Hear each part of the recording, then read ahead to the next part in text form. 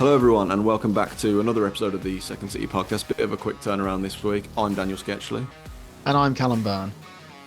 Thank you so much again for joining us, everyone. So we're recording this on Wednesday morning. It's the night after Villa played PSG in the second leg of the Champions League. So a huge night. Callum was there. He's going to tell us all about it. We're going to probably cover the first leg as well, just to set the scene a little bit, because we didn't talk about that yet. And of course, Callum, you also did an away day at Southampton this weekend, I believe you were saying. I sort of did an away day, yeah. Oh, okay, interesting. I did an away day, but incognito. I think I know. Yeah. I did one of them at Leighton Orient myself. Yeah. So I look forward to hearing about that. In the meantime, though, if anyone here is obviously we are a Midlands football channel, kind of Blues and Villa, but we do cover the other teams as well and so on. This episode is just about Villa because there's so much to react to. But we did do our Blues episode on, I think it went up Monday night. So if you're here on the channel and you're like, why are they only talking about Villa? Blues fans or anyone who's interested, go check out our last episode. We just put it up like 36 hours ago. We talk all about obviously getting promoted, winning the league, but then obviously the disappointment of Wembley and so on. I was there firsthand to give my thoughts along with 50,000 other Blues fans. So do go check it out, guys. But today we're talking just about the Champions League and Villa's week. So Cal, thank you for jumping on so early. I know you had a late night, but how are you? What's your obviously set the scene? Villa are out of the Champions League. You've been eliminated. Yeah, it was the night the dream died. But Oh, what a way for it to go, I think. yeah, Yeah, it's a weird feeling, and it's almost a bit. It reminded me a lot of the Lille game in the Conference League last year, and that's kind of what I was expecting going into the game. Was so obviously on that night in the quarterfinals of the Conference League, we managed to win, lose, and draw all on the same night. So yeah, we lost the game, drew the tie, and won on penalties. This was almost the same where we did win and lose on the same night. So it's a really weird feeling. Um, and a bit of a it was yeah it's a night I will never forget for many yeah. reasons. The Europa League anthem was played rather than the You were Champions saying League anthem. was that just an accident? Yeah, so it was really bizarre. Oh, So the players started walking out, and through the Champions League this year they've sort of like, as you've got further into the competition, that they haven't played the music until a bit later. They kind of build up to like the big Champions League anthem. And they walked out, and immediately I recognized, oh, it's the Europa League music. And I was like, oh, maybe they're just gonna like, because it's quite intense, that track. Um, Once the player's on it, they're then just gonna switch it, and it just didn't happen. right. I also don't know if you've ever listened to the full conference Europa League anthem, Dan, but that track is quite long. The Champions League anthem's actually only about 60 seconds long, but the Conference League one is really long, and so it's just sort of never Right. ending. Well, I thought the Conference League one not the same as the Europa, just Yeah, the they're the Europa League, or same. is it like Yeah, minor difference? It's they're better the though. It is same. better. It's great. My hot take. I think the Europa League theme is really good. Oh, But it is great, but when you're at a Champions League quarter final, yeah, yeah. you don't want to hear it. They're just prepping you for next season. You'll be hearing probably the Europa instead next season. So. Yeah, I think you snuck into Villa Park and were like changing the tracks around. Um, Probably. so Oh, that so there was that. There was two Blues fans in the PSG away end waving Blues shirts, and someone was in a Zulu shirt as well. see, were they Blues fans or because I heard? So I was actually I was messaging you because I was in town in the day Hmm. yesterday and saw all the Paris fans around. Apparently some PSG fans went to the Blue shop. Um, Okay, and it would make sense that some of them maybe went to the EFL Trophy final on Sunday. hmm, maybe, So yeah. maybe, I, but yeah. So there was I think that. it's more likely it's like yeah, Paris fans, PSG fans just having a bit of a laugh. Yeah, Yeah. Um, And then, we were effectively 2-0 down from the first leg, went 2-0 down on the night. So basically we're 4-0 down after about just over 20 minutes of the tie or whatever it was. And yet we come out a bit disappointed that we didn't take it to extra time. An incredible turnaround. And it was like a 10-15 minute spell in the second half where everything just the place just went mental. John yeah, McGinn, for a player that we signed for like 2.5 million quid in the championship, running the strings in midfield in a Champions League quarter final against PSG. I mean, he was unbelievable. I mean, pretty much every player played very well last night, but I think John McGinn was definitely one of the standouts. And we've won on the night. We every game at Villa Park, we have not lost in the Champions League this season. I think in the entirety of the season, we've only lost twice, which was the League Cup where we played a weak team against Palace, and the first home game of the season when we played Arsenal. That's it. No one else has beaten us at Villa Park this year. That's a weird coincidence, Blues, but I think we've only lost twice at home in all competitions this season, both in the cup. Yeah, Yeah. So uh, yeah, we were coming out the ground and like we just beat PSG. We just beat this like yeah, PSG super team, mm, having been 2-0 down. But obviously we've lost. So, yeah, sure. I think um, I mean I couldn't see the whole game. I watched a bit of it and then saw the full highlights this morning. I when I saw you were 2-0 down on the night, I know the Champions League, especially in like the last 10 years or so, has garnered this reputation for like remarkable comebacks, and I'll talk a little bit more about that in a bit. But I did not in a million. I didn't text any Villa fans because I was like, I'm not that, I won't do that. And a lot of the Villa fans I know weren't too bad about losing the trophy on Sunday, so I was like, I won't be like too rough. But I texted like a baggies mate I know, and I was like, oh, thank God, you know. yeah, And then I saw you were like three. I didn't see. I think I saw the Tielemans goal or goal if it's credited to yeah, Tielemans. And then I saw you were 3-2 up. The next thing I saw, I was like, oh my God. And there was still yeah, like half an hour to play at that point. And I was like, I was going to watch a film or something at that point because I don't really, I find watching Villa on these big nights quite stressful. yeah, Because like they always pull it out of the bag. But then I was like, I just won't be able to concentrate on the film at all. So I yeah. just had to like busy myself for a bit. I had to like do some chores and stuff. And I was like, I'll just check the score in like 20 minutes. You must have thought though, with half an hour to go, you must have thought it was happening. So so it was 2-1 at half time. And so I went to the game with my dad and our friend Liam, but we weren't all Yeah. sat together. Right. Just the way it was. But we were all very close to each other. So I was in the middle of the three of us. So if I looked to my right, I could see my dad, and if I looked behind to my left, I could see Liam. And so at halftime it was 2-1, and I was like waving to dad, and I did like the Tim Sherwood, like we've still got a pulse, when we beat the Baggies.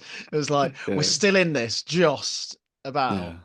Um, and when the third went in, I looked over to Liam, and I was waving to him, and I went, "We're gonna." I did that. I was just so convinced that 4-2. Yeah. we were gonna win. We were gonna get the fourth. It was gonna be 4-2. Yeah. And we had the chances. That was the thing. We had four or five chances. So, Asensio had a one-on-one. The script was written for him, wasn't it? On loan from PSG to Villa to make it four Yeah. to put us level. Um, Donnarumma made a great save from a Tielemans header. That's the Um, one. I watched that that's because the was one. watching the highlights, wasn't that? It was it only a minute or two after you'd scored Yeah, the last goal? yeah. So That was I like the that two is an goals came unreal within three save. minutes of each other, and that was straight after. But in between the two Mm. goals, Rashford had a great chance, which Donnarumma saved. It went for the corner, and then we scored. Konza scored from the corner. Then Mm. um, I mean, we had the Donnarumma is an absolute joke. He's a joke of a keeper. yeah. He I must mean, is I it, did call him overrated about 4 weeks ago when they I don't played know. I think Liverpool. you think for Um, how young he still is, some of the things he's yeah, achieved in his career is unbelievable. I'm getting a bit sick of him ruining my special nights. Dan, he obviously That's saved the yeah. penalty in the Euros final, and Yeah, yeah. But I think that and last night, you look at it and you're like, if someone else is in that goal, yeah. the results probably go a different way both times. We've had a great season, but the amount of goalkeepers that have come to Villa Park this year and left as man of the match is actually a joke. Mm. Like it's happened about 6 or 7 times. Um, like Dean Henderson for Palace had an unbelievable game. Alex Palmer, after he just signed for Ipswich, played like Buffon when they rocked up. And then a few weeks later they're playing Wolves and he's like handling the ball from a back pass. So you can't Mm. make this up. Yeah. And obviously we had one cleared off the line in the last minute as well. Yeah. But the Tielemans headers the one and the Asensio chance. Those are the two that I'm really gonna think about. I The came out the Tillemans one, ground and I was oh, like, sorry, go on. I came out the ground. I was like, that Asensio chance is gonna haunt me like the Engels header in the Carabao Cup final the other year that was in the last minute that Right. would have taken that Yeah, game to extra time. It's like I'm gonna think about that for a long yeah. time. I mean, for me, the Tillemans one, as I said, I watched it on the highlights, so I knew it didn't go. I knew it Yeah, didn't go in, and I still couldn't believe it. It was like yeah, unbelievable save, absolutely world class. And the way he's not just got his hand on it, he's Yeah, like he direct. sort of He's put claw. the direction on it to get it away from the Yeah, goal. Do you have any? Obviously, when the first two goals the two goals you let in on the night, both yeah. probably quite avoidable, especially the first The one. Is first it a one's really keeper bad. error, or is it more on Torres who kind of gets in Martinez's way, maybe? So Martinez just I palms think it straight into the it's a path bit of of a the striker. 50-50, isn't it? Because they Yeah, kind of I think what happens is that so Martinez has come out to come and get it. And normally he just sort of gather it up like this, but I think he thinks that Torres is going to clear it, and if he tries to gather it, he's going to clobber him, and the ball's going to go here, there, and everywhere. And so I think he almost tries to back out of it. At the same time, Torres is going, "Oh crap, Emmy's coming for this. I better let him catch it." And so they get caught in that sort of no man's land where neither of them really clear it, and it's still a great finish. yeah, it Um, is. and then As is the second goal. Second goal's a great finish as the well. second goal, yeah, I mean Nuno Mendes scored twice, the left back, Yeah, across the tie, and yeah, the two big goals, and we ultimately just gave ourselves a bit too much to do in the tie. To be 4-0 down effectively yeah, is a long way in any match. Is a lot to come back from. Especially against a side that are with the quality that they've got. yeah. Um, but you know, I think I went full like head not head loss in terms of like I was just in the moment. It was like shouting Yeah, like sure. when we got the first like these lot of bottle jobs. It's happening again. Let's Yeah, it's going to be yeah, Barcelona 2.0. yeah, Um, and that's okay. That's what we're there for. yeah, That's our job. That's the 12th man. it's Um, true. so you are out. You're eliminated. Where do you? What will be your defining memory of this Champions League run, and what happens? What happens next? Do you think you'll be in it next year? I know it's touch and go. Will you be disappointed if you're not in it again next year? Do you think the Europa or even the Europa Conference, assuming you get one of them, might feel a bit underwhelming next year now that you've been in the Champions League for a season? I think it's that old footballing cliche of once you've had a taste, you just want more. And Yeah, some of some of the games the ties we've had this season, like you could try and rig the draw and you wouldn't be able to make much of a better one in terms of we had Bayern yeah, at home in the first home game, we had played Juventus, we played Celtic, we had a very winnable round of 16 game to put us in the yeah, quarterfinals where we had a huge tie against PSG. Um, I mean in terms so, but obviously I think we'll get the Champions League football. I think it's going to be very close. I think we'll finish above Chelsea. And I think we're going to catch Forest, to be honest. It's just whether, okay, but we've still got to play Newcastle and Man City, and they're our next two league games. The teams we've got to play left, with the exceptions of Spurs and Man United, are all teams in and around us. We've still got to play Bournemouth and Fulham as well. So yeah, I think, I mean, sixth is probably where I think, which would be Europa. yeah, Um, would it be disappointing? No, I think if you at the start of the season when we did our pre-season or our kind of view for the year, I said if we can just get out of the league phase into the playoff round, that's a success. Obviously, we did that with yeah, ease. We didn't even go into the playoff round, um, and so everything after that for me was just a bonus.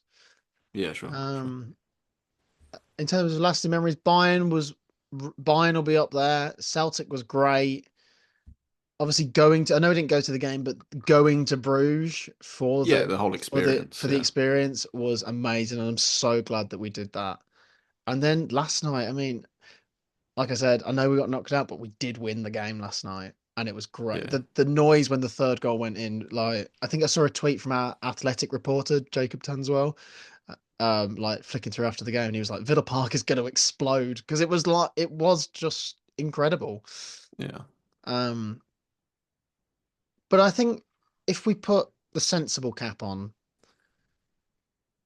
I'm not going to be disappointed if we're in the Europa or the Europa Conference. I look at the Conference League this year and you look at the teams in it compared to who we had to play last year. I mean, we'd have won this competition this year, I think, quite easily. And that's a wit, You're ultimately probably. the Sorry, Champions man. League the Champions League is great, and getting to the quarterfinals is a huge achievement, and it is, it's something that we can celebrate now. But it isn't a trophy at the end of the day. Football's about Yeah, is about winning silverware, and if we don't qualify for the chance of winning the Champions League are incredibly difficult. And this arguably might be the best chance we ever have in our lifetime. Really, you have no mm, idea what's going to happen. It's very much sure. this year. I've always treated, and I kept saying to Dad, and I think I've said it to Liam a few times, is, you know, we might never see it. There's a good chance. There's not a good chance, but this might be the only time we ever see us in the Champions League. So enjoy every minute, enjoy every moment, Yeah, because when we played UEFA Cup games under Martin O'Neill, I remember Dad saying that to me. He's like, enjoy these days because they don't they don't last that long. And yes, we were what, 13 or whatever, and you go, yeah, whatever, we're great. Next thing you know, we're in the Championship, and yeah, almost a record points low in the Premier League.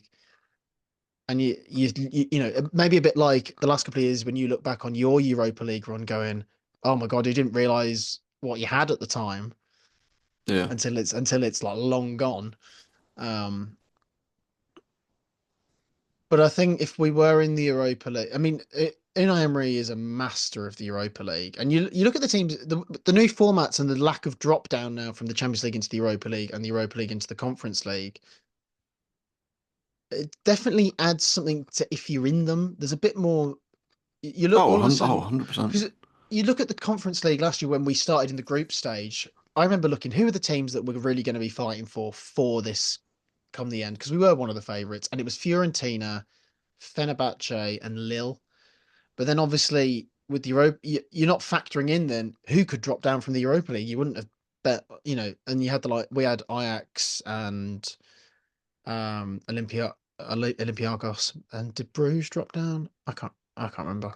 Somebody else dropped down. And it muddies the water of, oh, we've done really well to get to the round of 16. Oh wait, we're playing a team that was better than us the year before and was playing in a better competition. Yeah, yeah, yeah. No, um completely. I actually wonder if it's a slight tangent, but the new format this year with the European competitions, I wonder if I might have said this already on the pod, but I wouldn't be surprised if they apply it to like the international competitions eventually, like the Euros or the World Cup. I'm not sure they Nations should, League but potentially. yeah, like this sort of because for them it's an easy way to get more countries in it, more involved, more money, more revenue, and so on. It'd be interesting to see if that's what they Yeah. go for. More games without individual teams having to play loads of games, if you know what Yeah. I mean. But yeah, Yeah, I think the new format's been great, and I definitely think has benefited us. yeah. Um, I Certainly mean, as a also, fan, the number of games you get to go to and see and so on. Like, yeah, and obviously the old group format as well. As a neutral, you probably wouldn't watch, especially because you know the teams have played each other twice, home and away, and so it'd be like, yeah, whereas I now you're playing mate, 6 or 7 different teams. yeah, maybe it's like I remember kind of when I was a teenage, like sort of in my teenage years, I never really. Don't be right, it could be great and there's great games, but I never really clicked with the. I never really cared that much about the Champions League. Like, don't get me wrong, when it was a big event, I'd be right there. But like, Until the quarterfinals, exactly, I wouldn't watch it. yeah, exactly. Like Chelsea playing, like I don't know, Genk or someone. Like, I don't home and Yeah, away, I don't care. And I think as well, um, I think this has maybe been a relatively. I know there's been a lot of talk lately about how this has been a relatively dull Premier League season. Like in terms of the bigger picture, like not yeah. much, like the title race and the relegation battle's been sorted for weeks now. Since probably Um, before Christmas, really. yeah, like nothing's really changed. The Champions League does like always deliver around this time, Yeah, and so it is very, sort of as I've got in my 20s and stuff. I think it's so obviously I'm really glad you didn't turn it around last night, yeah, but we've seen a lot of times where teams have, and it's been really special. So I think that's something to be praised. And also, I don't know if it's been how you found it as a fan, but I, this isn't just me being impatient. I used to find in the old format the knock, and I know it's maybe come from fixture congestion in a way, but because the first and second legs are so much closer together now, it makes it far more exciting in my opinion. Like you'd have the first leg before, and then you'd have to wait like 3 weeks for the next leg, and it's yeah. like the tension kind of goes in between, if you know what I mean. Yeah, the one thing I Yeah. don't quite understand is obviously we played on the Wednesday last week, and then we play the Oh, Tuesday this yeah. week. Like so we have us and PSG have like we lose a day, Mm. between the tie, but then Arsenal and Real Madrid gain a day. Yeah, I've never understood that, and it's also really annoying because so I was saying earlier, I don't really like watching Villa that much, and so the ties I actually wanted to watch were the Arsenal Madrid one, especially now because we don't know what's going to happen tonight, and then I actually thought Inter Bayern is going to be a really good tie, Yeah. but both because they switch it, Yeah. those games always fell on my nights in work, and both the Villa games fell on my nights off work, so that was really annoying as well. But yeah, I've no idea why they do that. Really, really strange. But yeah, lots to be, and the season's not over. We've got I don't know if we'll have time for a pod next week, but obviously next week, not this weekend coming, but the weekend after, we're at Wembley for the FA Cup semi-final, and I got my tickets yesterday. Yeah, Um, so I'm like you said, we're still fighting for a potential Champions League spot again next year. I think obviously if we want to keep some of the players that we've got and maybe just get the last few missing pieces potentially, although we might have to sell some players for FFP reasons. We obviously have to qualify for the Champions League in that regard. Um, but the FA Cup's the one, and in fairness, I said it to someone about 3 or 4 weeks ago before the PSG tie. It doesn't matter if we go out if we win the FA Cup. Winning the FA Cup is would be such a big deal for this football club that hasn't won it in more than a generation. yeah. We've won it 7 times, yet we haven't won it since 1957. That's a long time. More than a generation, right? A couple, Yeah. two or three in there. Yeah. Okay, so that was Villa in the Champions League. Shall we quickly touch on you went to Southampton at the weekend. Yes, Obviously you went to Union Southampton, so I'd imagine that was quite a nice return for you. How was it? I'm going to assume you were sat in the home end, you I was. I naughty was boy. sat in the home Yes. end. I know. I was a bit. I was even more of a naughty boy in that regard, Dan, because I did wear a Villa shirt under my coat. I did that with no, did I do that with Leighton Orient? I can't remember if I did that. I'd have I to didn't. check the Oh no, no, picture. You I had your didn't do blue that. season ticket, didn't That's it. you? Yeah, we got a photo of me like with my season ticket, like sort of was watching the. With it. Yeah, that was quite funny. But yeah, I did. By I was really maybe overly meticulous when I was looking at. I was just on the day. I was like, I want to wear a Villa shirt today. So I yeah, was like, right, not looking at the home shirts for a start. Let's go for an mm, away shirt. So I wore a white away shirt. So, but it was under my coat anyway. But it just meant that when yeah, I went to the away pub before the game, I could have my shirt on, and yeah, it was exactly. Yeah. nice. Um, Not that I'm not expecting much crowd trouble at a Southampton side that are desperately trying The to not worst be ever. the worst Premier League side in history. But what I will say is they had a very good crowd there. There was a lot. I thought there was going to be a lot of empty seats, and when I booked my ticket originally, the block I was in was basically empty. Um, but it wasn't a sellout, but it wasn't far off really. There was a few smatterings of empty seats, but I think given the circumstances, I think that's a pretty good return really for them. Where they just played for a point, they put everyone behind the ball, try and draw 0-0. And I guess like watching Southampton all season, it's that feeling of if we get one, we'll get four. Yeah, Which is kind of what happens. It just took a long time for the goal to come. We obviously Asensio missed a penalty, but then Watkins scored an absolutely brilliant goal afterwards, and um, I don't know if have I gone incognito before. I think the only other time I've been incognito was this season as well. Was the Wickham game in the cup? So like we scored two yeah, goals that night, and it's like whatever. yeah, sure. Like whereas it was a big goal because it was an important. We had to win the game still, and it was such a great goal where I was like, oh my god, what a goal! Mm, Had like a guy like just a row and 3 seats to the right of me was a Villa fan and just went nuts with the away end because I purposely booked my ticket right by the away end so I could it felt like I was pretty much in the away end or as best as it yeah, could sure. be. This guy did get thrown out immediately. Um, Yes. you know, I think if he'd just like jumped up and gone like yeah, and then he could have gone oh shit and just like sat down, he would have been fine. But no, they Mm, they they threw him out like that.